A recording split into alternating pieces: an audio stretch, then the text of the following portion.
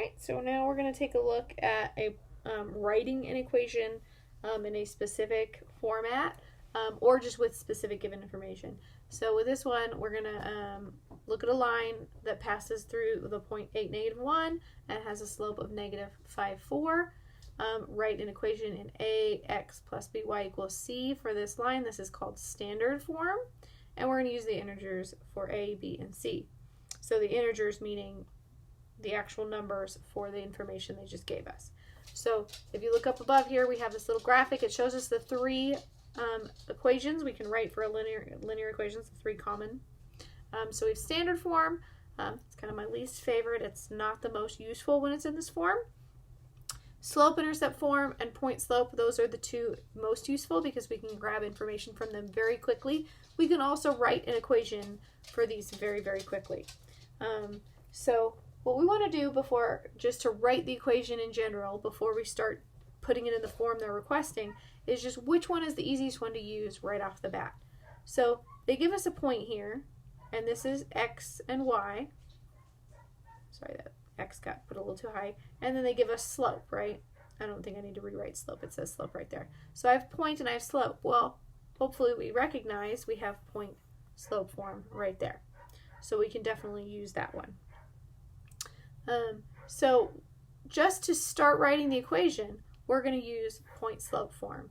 So we're going to have y minus equals, and we'll go there, x minus, and then close like that. So I'm just filling, these parts don't change. It's the y1, x1, and the m. Those are the parts that change. Those are the pieces we actually plug in. But y and x, those do not change. And it's always minus here. But what's going to happen, and we'll see this right away, is when we have two negatives, it's going to change to a positive. So y is -1, and m is -5/4. 8 is 8, or sorry, x is 8, like that. So now I can rewrite this one already, and I'll just keep it in blue here. It's going to be +1 equals -5/4 times x minus 8. Now one thing, standard form, since that's the one they're requesting, is this form up here. They're integers, meaning integers they're not fractions or decimals, they're whole numbers. And that might be a little confusing if you think about the number system, because whole numbers mean something different than integers. What I mean is it doesn't have a decimal place. So we're not going to have 5/4 like we see here. So what I want to do right away, just to get rid of this, is I'm just going to multiply everything by that denominator there so that I don't have to deal with the fraction. So I'm just going to multiply the entire equation, every single thing, by 4. So I'm going to end up with 4y, because 4 times y, plus 4 times 1. And then 4 times -5/4, well, 4 divided by 4 would actually cancel out. It becomes 1. And 1 times -5 is just -5. And then I have x minus 8. I don't actually have to multiply those two pieces separately. I can just leave those because they're in parentheses. So let's see. Ooh, I found another typo on my form here. Okay. So now I can go through and I can distribute this 5 like this. So I'm going to have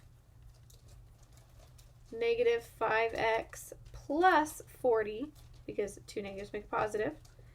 And now standard form, I want x and y on the same side, so I'm going to add 5x to both sides.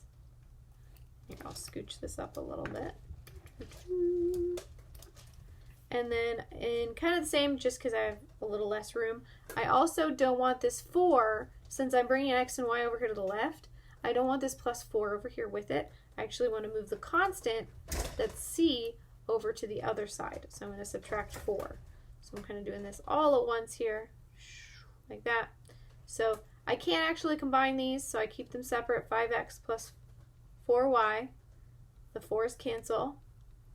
The 5's cancel. And 40 minus 4, and that gives us +36.